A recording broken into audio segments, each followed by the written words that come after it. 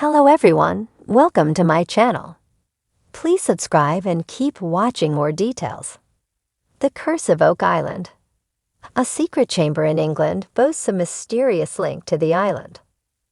On last night's episode of The Curse of Oak Island, the team headed to England to investigate the links between Templar Knights and Oak Island, and the expedition did not disappoint.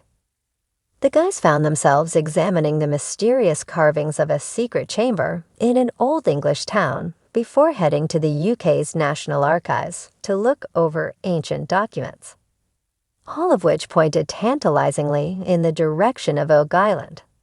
As reported in the episode's preview, members of the Oak Island team had been persuaded by Templar Knight expert and author Gretchen Cornwall to travel to Royston Cave in England, where they would find a secret chamber that could prove the medieval knights had traveled to Oak Island 7 centuries ago.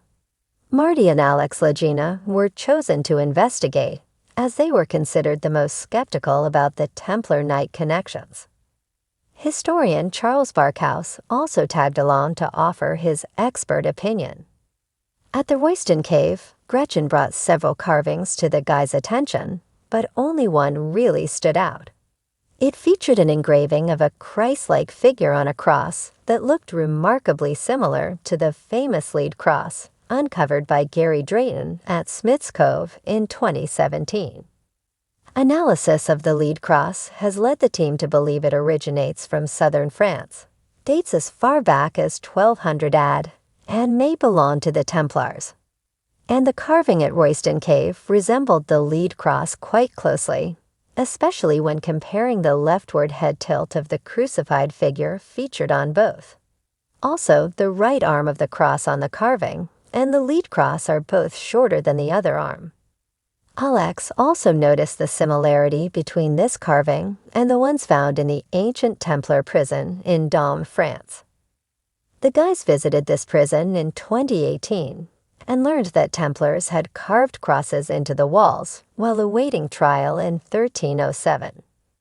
Gretchen also pointed them to a date carved into the stone that read 1347, which was particularly intriguing because that is the same date written on Zena Halpern's map of Oak Island, which she believed was created by Templar Knights.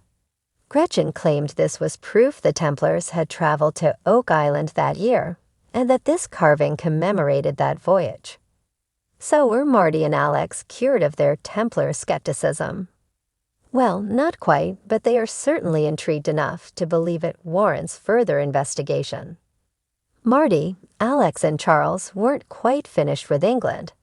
They then headed to the UK's National Archives in London, where they found some very interesting documents relating to Duc d'Anville and his expedition to Nova Scotia in 1746. The rather grandly named Admiral Jean-Baptiste Louis Frédéric de la Rochefoucauld de Roy, Duc d'Anville was the leader of an expedition that made war against the British in an attempt to bring the eastern Canadian seaboard under French control. The Oak Island team has long theorized that Duc d'Anville may have buried treasure on Oak Island, and now they saw British Navy documents that placed the Frenchman in the area of Oak Island months before his supposed first visit to the area. This means that Duc d'Anville could have visited Oak Island on more than one occasion, and might have known the area better than the guys had realized. Perfect for hiding treasure, perhaps.